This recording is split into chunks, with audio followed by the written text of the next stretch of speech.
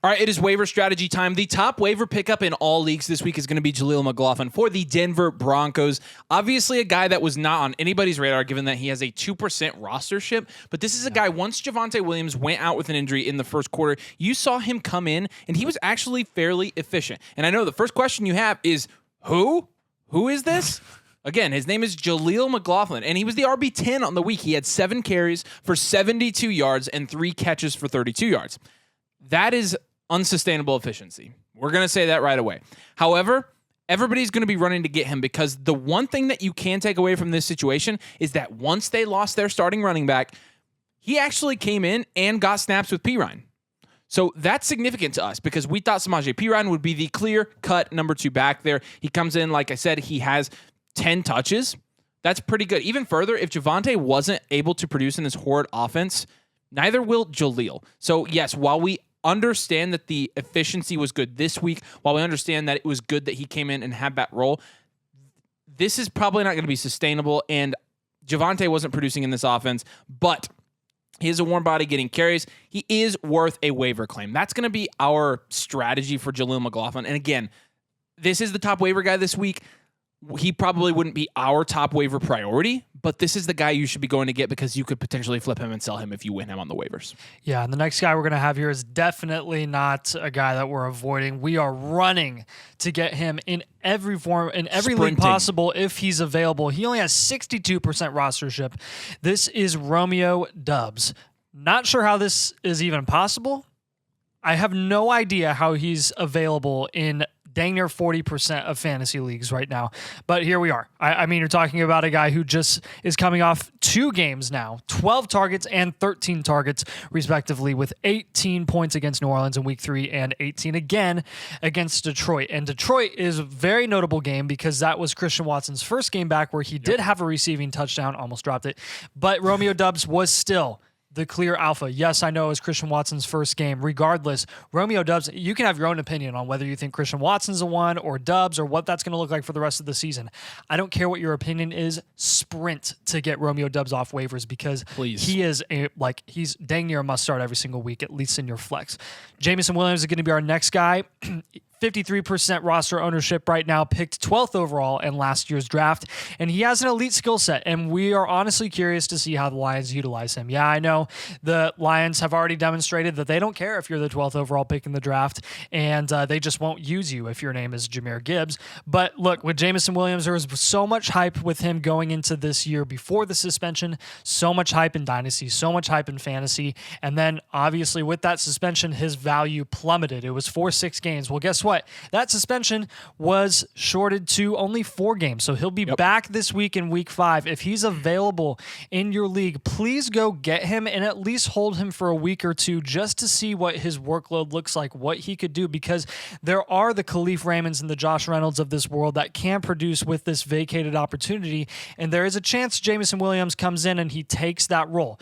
There is also a chance that he doesn't, and he sucks, and that Josh Reynolds keeps producing, and that Khalif Raymond keeps doing whatever he's been doing, and that is absolutely a possibility, but it's worth it. It's worth the talent. It's worth the shot. Please go and get him if he's available. And in our weekly playbook video, we did tell you Jameson Williams is one of our top priorities. I think I would put him even over Jaleel McLaughlin in my priority list this week. Yeah, I agree. Because, again, number one, he has name recognition. You have people who are going to know who Jameson Williams is. He was a top 10 draft pick just last year. He is a big play guy. He was explosive at Alabama. Anybody who's familiar with football will probably know the name Jameson Williams. I think this alone and the name value he brings is enough for me to put him near the top of my waiver priorities this week. He's so low risk, dude. You're giving up nothing to get him. Except for whoever you have to drop. Yeah, I was going to say, if you don't have the roster spot, then you don't. Because ultimately, do we believe in Jameson Williams long-term this season? No, I personally don't. I don't think you do either. However, the fact that you can take a shot on this guy and you could potentially flip him is also good. Jake Ferguson is going to be next. He is rostered in 51% of leagues right now. Ferguson has 25 targets through 4 games and is averaging 9.4 points per game at the tight end 8 right now in scoring leagues. It seems to have a pretty consistent role in the Dallas offense. So we're getting a little bit more comfortable with Jake Ferguson, especially now that you have tight ends like Pat Freiermuth, like David Njoku, who have pretty much proven to be not startable at this point. I mean, you have a lot of guys, Dalton Kincaid, not yet startable. If you're waiting on Kincaid, Ferguson's a great guy to go pick up. Kyle Pitts. Not startable right now. Droppable, actually. Yeah, you're actually right. So, and another tight end. I mean, again, Jake Ferguson, 100% worth a claim, especially in a desolate tight end market. But another tight end is going to be Cole Kmet. Cole Kmet is rostered in 57% of leagues. He outproduced his first 3 weeks in 1 week. The glaring issue here is that he was playing the Broncos defense, which is one of the worst defenses, period, in the entire league. He had previously yet to surpass 5 catches, 45 yards, and 0 touchdowns through 3 games. So you're talking about the bar is extremely low. And yes, he did surpass that threshold. Cole Kmet is somebody that we are going to be waivering this week, and we are going to be selling this week. We do not want to be in on those Chicago Bears weapons because we do not believe in that offense as a whole or that team as a whole with a quarterback. So when we do have Cole Kmet, and even when we do have DJ Moore, spoiler alert, we are going to want to sell them. But again, it's a desolate tight end market. There are going to be people sprinting to get Cole Kmet for that reason, and so we are going to be picking him up this week on the waivers. Yeah, the next guy we're going to have here is Michael Wilson, and actually he is second on the trending list of players right now on Sleeper. And I know we talked about in our playbook how in deeper formats, this is when you're really going to want to prioritize Michael Wilson. But if you're not in a super deep format in fantasy, I'm not rushing to come and get Michael Wilson, even though he is super popular right now on Sleeper. He was a 3rd round pick in last year's draft. Those of you guys who don't know who Michael Wilson was going into this season, and he's really settling into his role as really the wide receiver 2 there. And that apparently has value when you're playing with Josh Dobbs. Okay. Yeah. So with Kyler Murray's return in the possible near future, he's worth keeping an eye on. So even though we're not super high on picking him up now, there's probably a chance that Michael Wilson is going to lay a couple duds for the next couple weeks, be inconsistent. It'll probably be dropped again, back available on waivers in your league. And then once Kyler Murray gets closer and closer to a return, because the Cardinals aren't looking too bad, they may want to start Kyler Murray if it's possible, then that's when you may want to jump on Michael Wilson. But again, you can be conservative with this guy. It was one week of production. His first week over 3 receptions. 1 week of production. And another guy that had 1 week of production that was pretty fluky. It took him catching all 6 of his targets and turning that into 95 yards was Jonnu Smith in Atlanta's offense, where he is now consistently outproducing and out-targeting Kyle Pitts. But at this point, it really doesn't matter as long as Desmond Ridder is quarterback there. And once Heineke is quarterback there, he'll actually throw to, his good weapons. And with Jonnu Smith, 2% rostership right now, it's so depressing to see it. I feel really good that I never invested in Kyle Pitts in fantasy. I'm feeling really good about that. But I mean, as a player and as a fan of Kyle Pitts, the talent, it just is really unfortunate. And the fact that Jonnu Smith is even being considered as a waiver wire pickup this week is insane. I never would have predicted it in a million years, but here we are. And we're also going to be here to tell you that avoid him. Don't pick him up. It's not worth it. He is the tight end 11 right now. Literally had from one game. He had one game. He had 8 points in his other 2 games. Yeah, but that's 0 points in his first game. That just shows you how worthless tight end is after the top 4. Like it absolutely. To me, great point. It's not worth it. All right, CJ Stroud.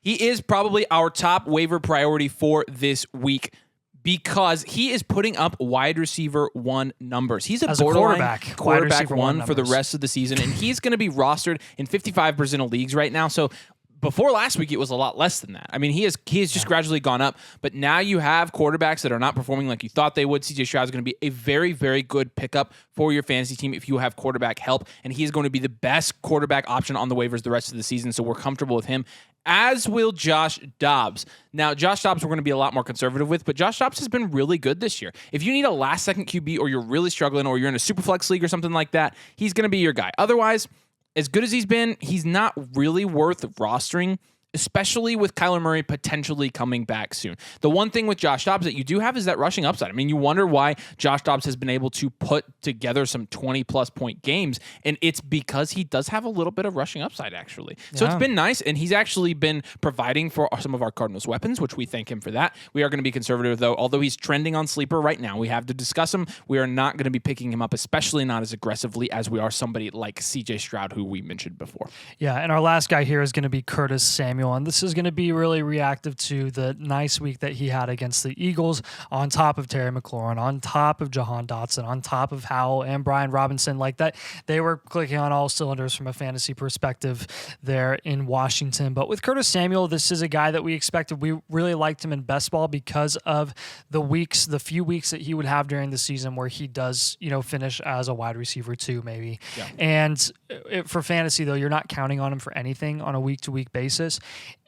I guess, again, this is more of a deep waiver pickup option. Yes. If you're looking for some depth, if you've got a really rough bye week where a lot of your players are down and you have to flex Curtis Samuel, go for it. Hope for the best, fingers crossed. But in general, I'm just not super excited about picking up Curtis Samuel because I know how boom bust he's going to be.